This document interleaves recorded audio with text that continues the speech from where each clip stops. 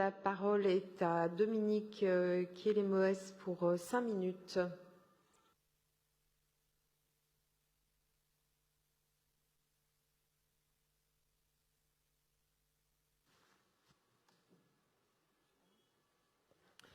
Il y avait longtemps que je n'avais pas pris la parole, je ne me souvenais plus du mode d'emploi. Merci Madame la maire. Mesdames et messieurs, il vous est aujourd'hui proposé de rendre hommage aux protestants victimes de la Saint-Barthélemy. Le site choisi pour la dénomination du jardin mémorial de la Saint-Barthélemy est situé entre la rue de l'Amiral de Coligny et la place du Louvre, face aux 4 places du Louvre, en gros entre le QG des jeunes, l'église Saint-Germain-l'Auxerrois et le musée du Louvre.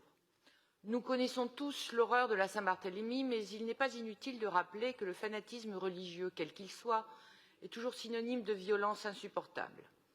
Issu du vaste mouvement de la réforme religieuse du XVIe siècle, le protestantisme en France a constitué une minorité dissidente, aussitôt pourchassée par l'Église et le roi.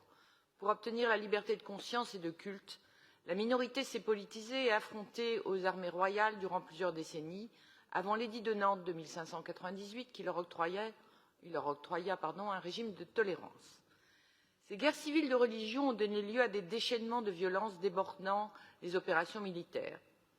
Cependant, le massacre survenu en pleine trêve le 24 août 1572, jour de la Saint-Barthélemy, et les jours suivants, d'abord à Paris puis en province, a été un traumatisme pour les églises protestantes, même à l'étranger, et est resté dans la mémoire nationale comme symbole de l'horreur et de l'intolérance religieuse.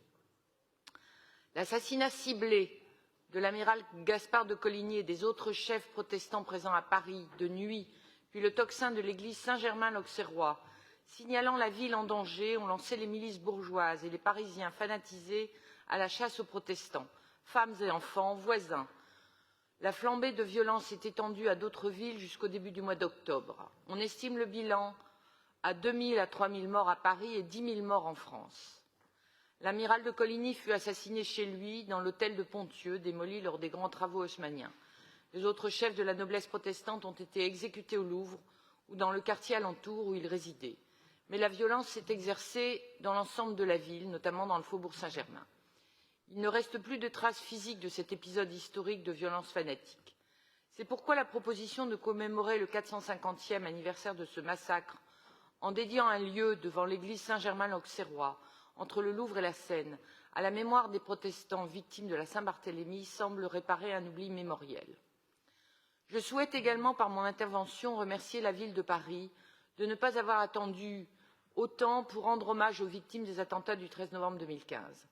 En effet, la ville de Paris a choisi de créer place Saint-Gervais, un jardin mémorial dont le projet a été conçu en collaboration avec les associations de victimes et qui sera inauguré en 2025, soit 10 ans après les attentats. Je souhaite, par le biais de mon intervention, attirer votre attention sur l'importance pour notre ville de la mémoire. Je vous remercie. Merci, Madame.